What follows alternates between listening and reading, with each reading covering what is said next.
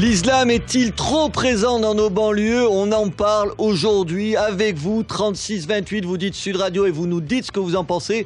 Pourquoi on en parle? Vous le savez parce qu'une étude de l'Institut Montaigne montre que dans deux villes, en l'occurrence de Seine-Saint-Denis, Montfermeil et Clichy-sous-Bois, oui, l'islam est au quotidien plus présent. Amar Lasfar, bonjour.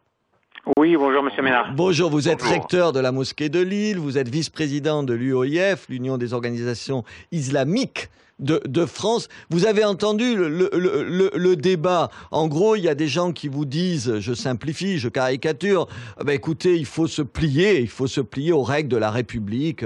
On est en France, on s'y plie. Et d'autres qui vous disent, mais attendez, vous nous montrez du doigt, vous nous stigmatisez, nous les musulmans, vous le feriez pas avec d'autres. Écoutez, entendre justement, notamment Monsieur le maire, donc entendre Monsieur le maire et un certain nombre de ceux qui ont pris la parole.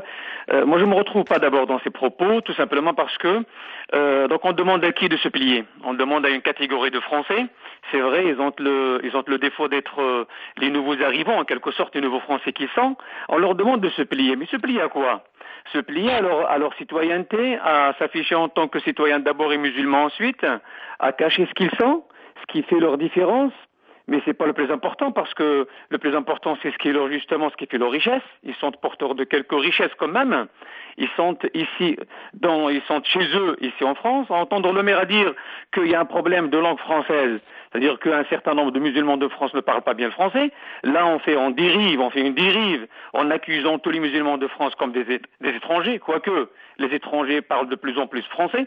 Aujourd'hui, Monsieur le maire, il a à peu près un retard d'une vingtaine d'années. Donc, il parle des musulmans des années 80, qui étaient là, notamment la première génération. Or, aujourd'hui, on parle de Français issus de l'école de la République.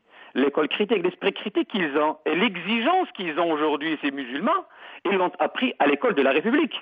Et il y a rien de normal que d'être exigeant en tant que citoyen et d'occuper le terrain que leur offre généreusement la laïcité française. Et aujourd'hui, la liberté de conscience, elle est inscrite dans la loi. Qu'est-ce que dit la liberté de conscience? C'est pouvoir pratiquer dans la dignité, dans la liberté, son culte.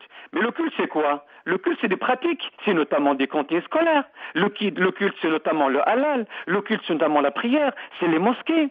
Donc, à entendre Monsieur le maire, c'est comme si on parle de Martiens qui ont débarqué ici à Montfermeil ou à Clichy, et ils ont envahi les deux villes. Amar Lasfar, comment vous avez envie de réagir? Vous avez vu, dès qu'on aborde ce sujet-là, en gros, il y a un certain nombre de gens qui, au fond, nous reprochent de ne pas en parler souvent, et quand on en parle, nous reprochent d'en parler. C'est compliqué.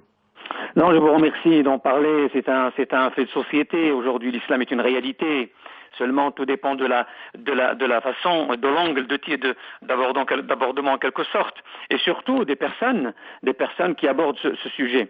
Déjà, et d'ailleurs Mohamed l'a dit, de Carcassonne, qu'on parle de Clichy et de Montfermeil. Donc mais on l'a dit dès le début. C'est une étude qui est sur ces deux villes. Tout simplement, parce que moi, en tant un habitant de l'île Sud, je me retrouve pas dans cette ville qui est entre guillemets régie par les lois de la religion musulmane. Quoique, même les chiffres que quand je lis le rapport, je les lis, je les relis. Bien sûr. Je vois que pour une population entre les deux villes de 60 000 habitants, il y a une dizaine de mosquées.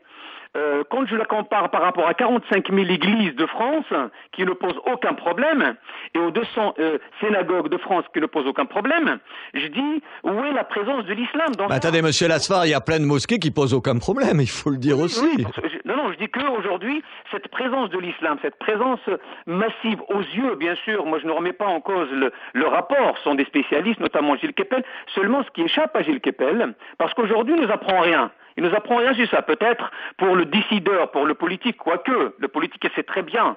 Oui, mais pour le grand public, ça apprend des choses. Moi, j'ai appris des choses. Savez un certain nombre de ces faits. Monsieur Kipel, qui a annoncé la naissance d'un bébé dans les années 80, notamment en 85, qui s'appelle l'islam en France, mais puis il a laissé un peu de côté 25 ans plus tard. Oui, mais il revient là-dessus, Monsieur Lasfar. C'est pas mauvais de revenir là-dessus, non? Oui, mais M. Keppel a laissé ce bébé 25 ans. Aujourd'hui, il le découvre un jeune adulte naturalisé. Donc, on parle plus de l'islam en France, on parle de l'islam de France. Et qui s'affiche en tant que tel. Il n'a pas ce statut de prêt à partir. Il n'a pas ce statut d'immigré. Or, M. le maire, jusqu'à aujourd'hui, il mélange les deux registres qui sont complètement différents. Le registre de l'immigration et le registre de l'islam.